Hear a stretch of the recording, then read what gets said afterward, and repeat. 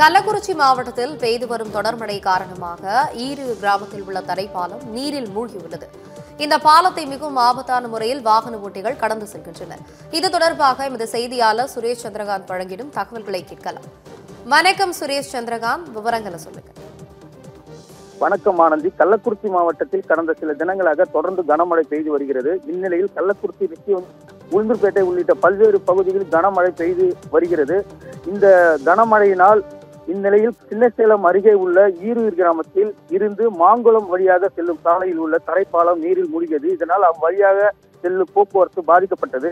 மேலும் அவ்வழியாக தரைப்பாலம் மூழ்கிய நிலையில் இருசக்கர வாகன ஓட்டிகள் ஆபத்தினை உணராமல் ஆபத்தான முறையில் தரைப்பாலத்தை கடந்து செல்வதால் உயிர் விபத்து ஏற்படும் அபாயம் ஏற்பட்டுள்ளது.